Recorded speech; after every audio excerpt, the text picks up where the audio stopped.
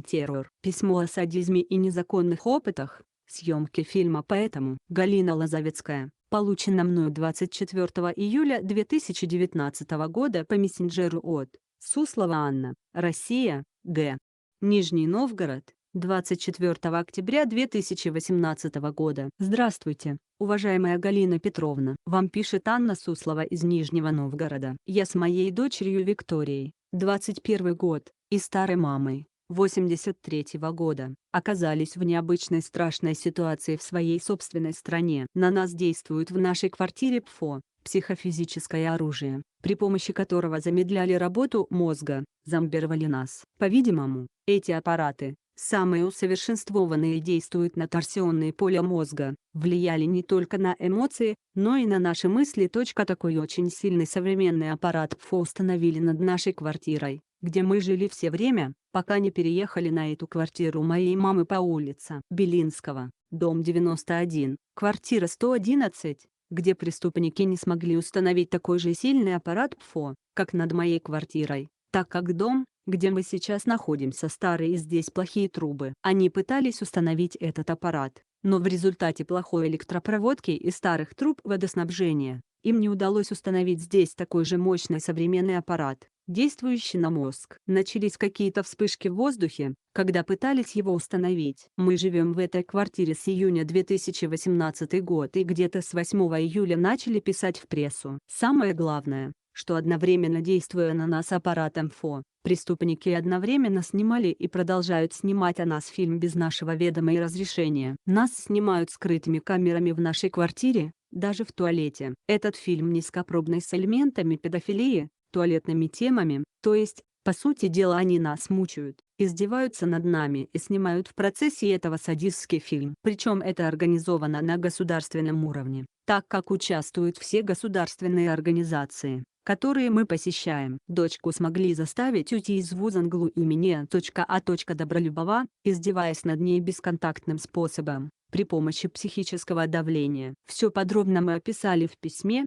которое сейчас перешлем вам. Преступники стараются делать многое руками наших родственников и знакомых, затягивая их тем самым в круговую поруку, так как делают из них пособников преступления и отрывают нас от наших родственников и знакомых, которые в результате этого вместо того, чтобы помочь нам, включают скрытно диктофоны, когда мы к ним приходим, и делают вид, что ничего не происходит. Поэтому мы в своей собственной квартире находимся под постоянным наблюдением и скрытой съемкой. На улице также за нами следят машины и люди. То, что с нами произошло, это беспрецедентно. Это трудно представить обычному человеку. Нас как бы схватили, превратили в жертву и снимают о нас какой-то садистский фильм. Причем втянуты все учреждения и организации, куда мы ходим. Это фильм издевательский с упором на сексуальные и туалетные темы. Это мы хорошо поняли, когда проанализировали все, что произошло с моей дочерью в вузе, где она училась, это НГЛУ, из которого в результате всех этих событий она вынуждена была уйти. Когда мы стали писать в прессу, нас попытались отравить руками наших родственников. Моя двоюродная сестра и ее муж, который связан с силовыми структурами, принесли нам сильно замороженную протертую клубнику в 2 пластиковых контейнерах. Они стоят у нас в морозильной камере. Подробности вышлем в следующем письме. Наша жизнь превратилась в невыносимую. Каждый наш выход из дома сопровождается слежкой и сильнейшим психическим давлением, особенно в магазинах и транспорте. Преступление с нами замалчивается. Мы писали в ББЦ Русиан Сервиче. 2 месяца высылали туда письма с просьбой о помощи, но к нам не приехали корреспонденты ВВС. Фонд борьбы с коррупцией тоже не отвечал. Только ЦУР, Центральное управление расследованиями, принял наш запрос 10 августа и начал расследование. Однако ЦУР сумели скомпрометировать и закрыть, а главного редактора ЦУРа, очень честного человека, Андрея Коняхина, отстранить от дел. Теперь нашим делом никто не занимается. Само преступление замалчивается. По-видимому, нас хотят, используя наших родственников,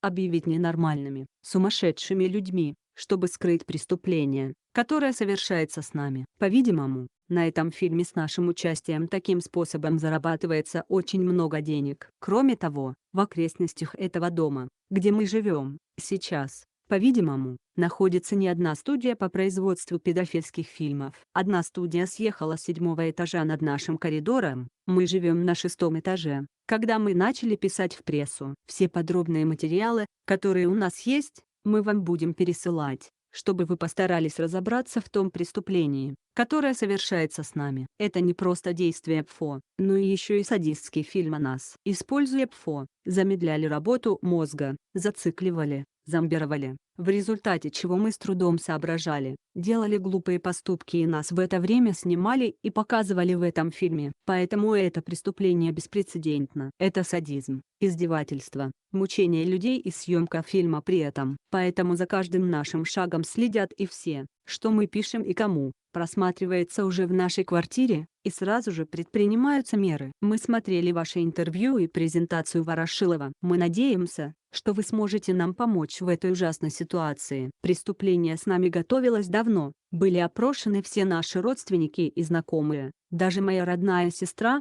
которая живет в Беларуси, в Минске, участвует в этом преступлении. Все они дали сведения о нас, о нашей личной жизни, но никто не сознается в этом, не сознается, что знают о фильме. Хотя и моя дочь догадались об этом косвенно в разговорах с ними. Начиная с января этого года, все наши встречи и разговоры с родственниками и знакомыми были под наблюдением преступников.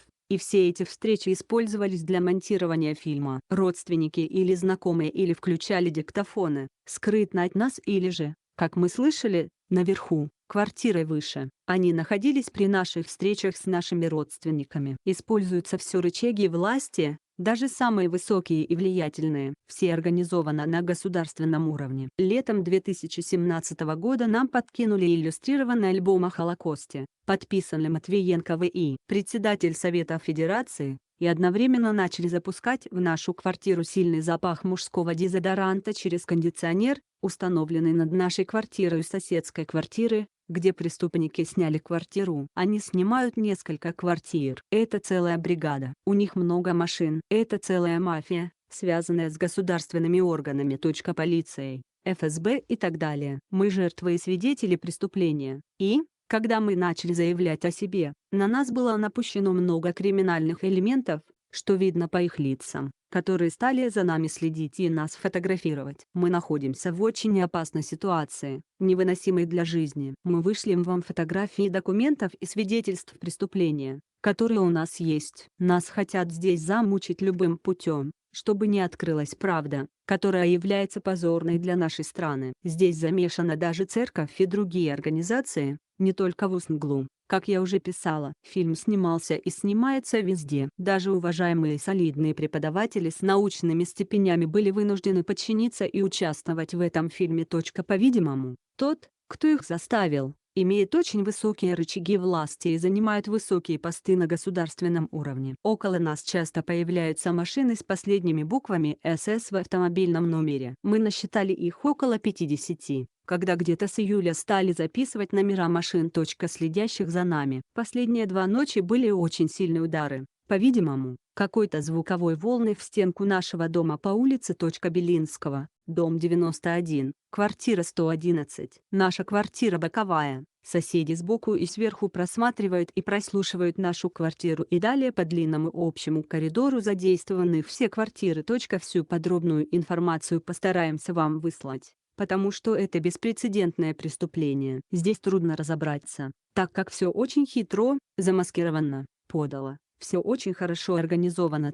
Многим людям платят, например, пенсионерам, которые активно участвуют в уличном театре и в психическом давлении на нас в магазинах. Бабушки на лавочке у подъезда следят и также участвуют в театре и в психическом давлении незаметным способом. Все делается скрытно и тихо, как бы натурально. Однако за нами при этом очень тщательно следят. Когда мы пишем, стараются не пропускать ни слова, хотя мы пишем за самодельной занавеской из фольги. В проходе между кухней и прихожей мы высылаем вам фотографии. На первых фотографиях видна наша квартира по улице Белинского, дом 91, квартира 111. Мы оклеили пищевой фольгой часть потолка, особенно места, где сходятся бетонные плиты, там трещины. И, по-видимому, те люди, которые над нами, ставят туда какие-то тяжелые шары, так как они катаются. Обычно даются свистки с улицы каким-то путем, что не очень видно, что мы пишем или тихо говорим между собой,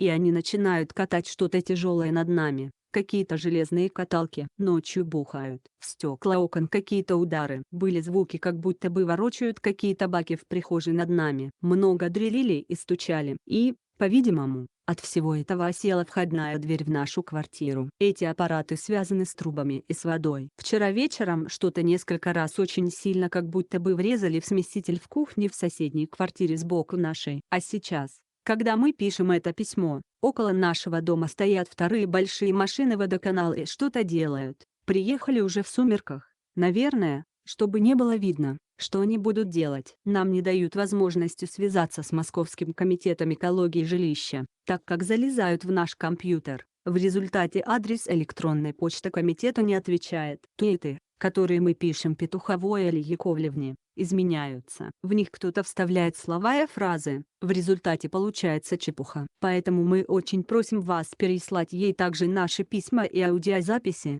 которые мы записали для того, чтобы ей выслать. Но не можем это сделать через Твиттер. Мы вам высылаем документы из МГЛУ, которые могут быть доказательством преступления. Мы просим вас высказать свое мнение насчет этих документов. Еще подробностей о том, что случилось в МГЛУ, вышлем следующим сообщением. Там, по-видимому, развернулись тайны съемки какой-то низкопробной, с упором на сексуальные и туалетные темы, комедии. Что-то доказать можно, так как официальные видеокамеры в ВУЗе также присутствуют. Но все будут замалчивать любым способом. С уважением, Сусловы. Продолжение будет опубликовано позднее.